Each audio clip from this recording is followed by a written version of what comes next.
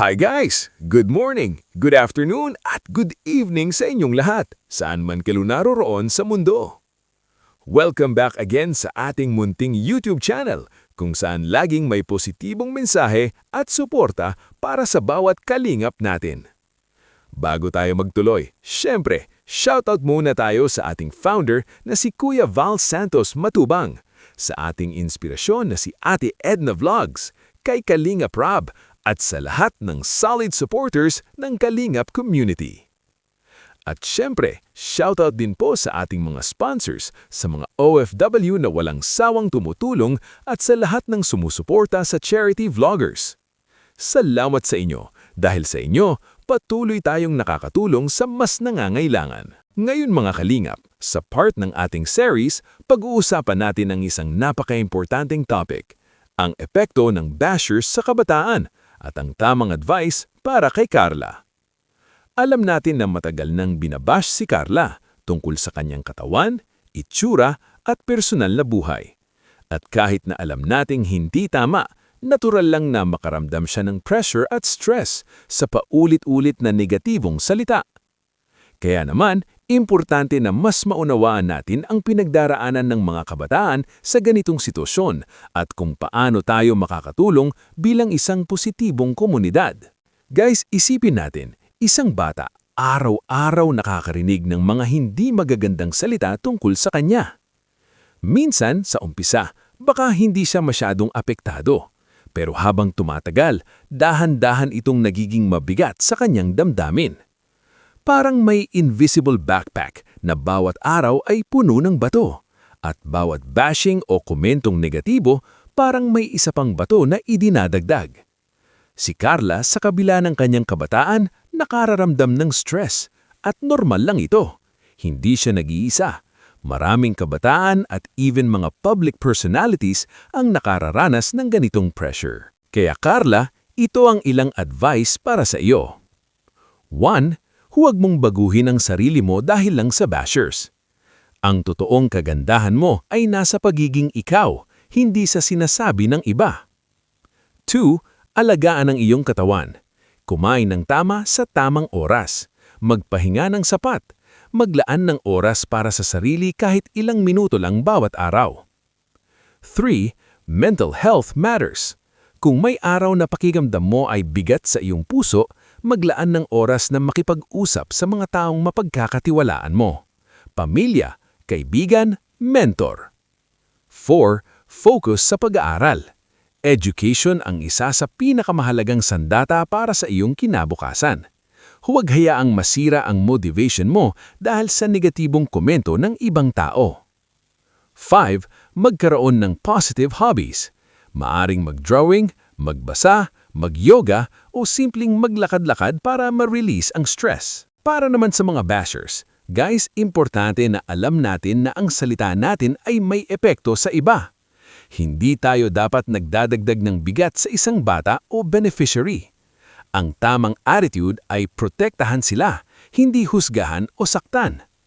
Isipin natin, kung ikaw ang nasa kanilang lugar, paano mo gustong tratuhin ka? Kaya sa halip na manghusga, maglaan tayo ng positibong salita, encouragement at suporta. Minsan, ang simpleng "kaya mo yan" ay malaking bagay sa kanila. Guys, gusto ko ring marinig ang opinion ninyo. Comment down below kung paano kayo nag-handle ng bashers o negativity sa inyong buhay.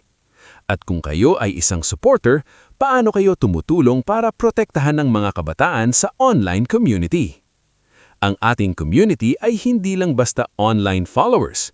Ito ay isang pamilya na nagtutulungan, nag-aalaga at nagpapalakas sa isa't isa. Carla, at sa lahat ng nakakaranas ng bashing, tandaan natin na ang totoong halaga mo ay hindi sinusukat ng opinyon ng iba. Ang halaga mo ay nasa kabutihan mo, sa pagsisikap mo, sa pagmamahal mo sa sarili at sa iba. Hindi mo kailangan ng validation mula sa bashers. Ang mga tunay na kaibigan at supporters, sila ang tutulong sa iyo na lumakas at magpatuloy. At para sa bashers, nawa ay ma-inspire kayo na maging mas maingat sa salita at gamitin ang inyong voice para sa kabutihan. Kaya mga kalingap, sa ating pagtatapos ng part na ito, Carla, patuloy lang sa pagiging ikaw. Bashers, maging responsible sa salita. At sa lahat ng supporters, huwag kayong titigil sa pagtulong at pag-spread ng positivity. Kung nagustuhan ninyo ang video na ito, huwag kalimutang like, share, at subscribe para sa mas marami pang positive content. At syempre, click the bell para updated kayo sa mga susunod nating advice at charity vlogs.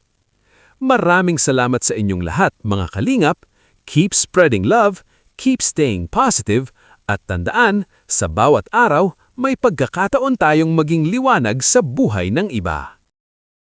Minsan, sa umpisa, baka hindi siya masyadong apektado.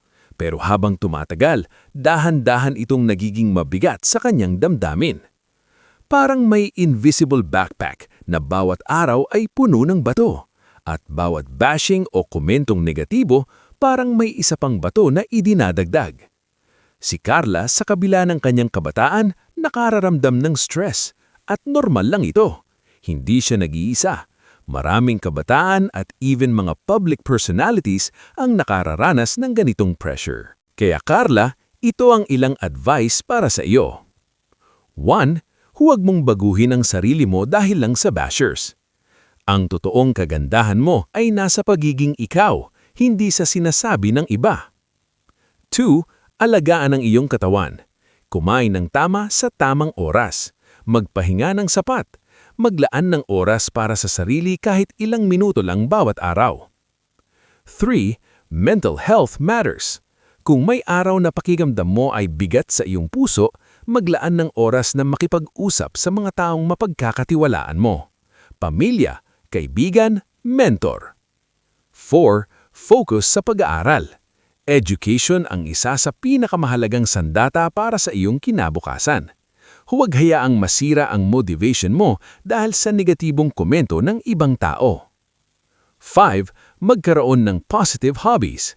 Maaring mag-drawing, magbasa, mag-yoga o simpleng maglakad-lakad para ma-release ang stress. Para naman sa mga bashers, guys, importante na alam natin na ang salita natin ay may epekto sa iba. Hindi tayo dapat nagdadagdag ng bigat sa isang bata o beneficiary. Ang tamang attitude ay protektahan sila, hindi husgahan o saktan.